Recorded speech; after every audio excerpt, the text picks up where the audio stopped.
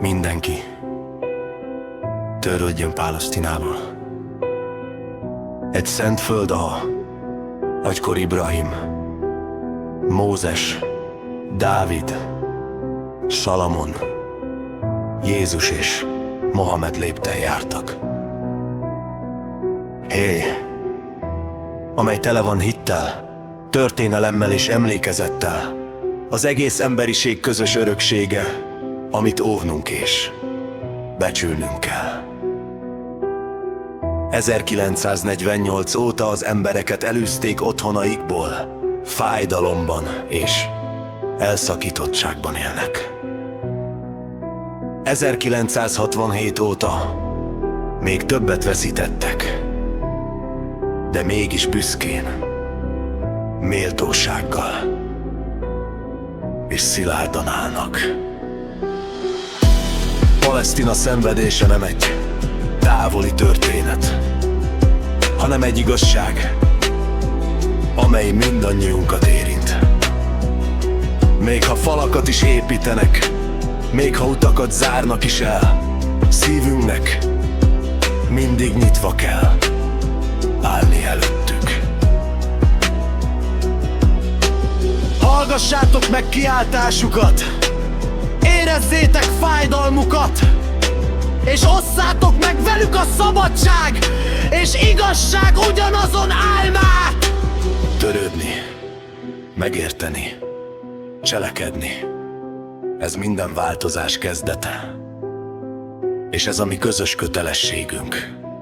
Gázában, Jeruzsálemben, e föld minden egyes darabján szilárdan állnak, és védik az igazságot. Soha ne felejtsük el történetüket, meséljük tovább, és őrizzük élve emlékezetünkben.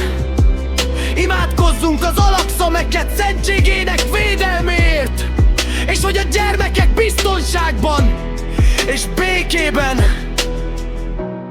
élessenek.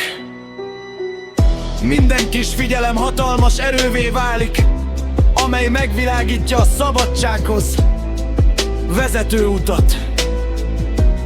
Bárki vagy, bárhol élsz, jogod és kötelességed is törődni Palesztinával. Tudasd velük, hogy nincsenek egyedül, hogy az egész világ látja őket és támogatja küzdelmüket.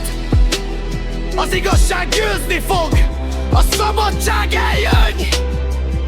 És addig a napig együtt haladunk, válvetve.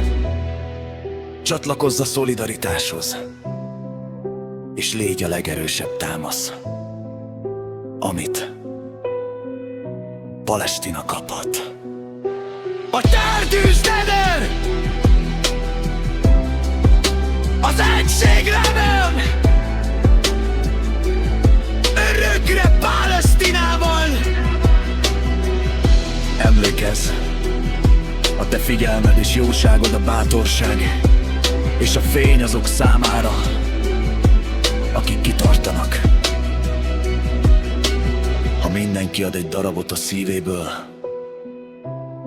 a szabadság és a béke napja biztosan álljon.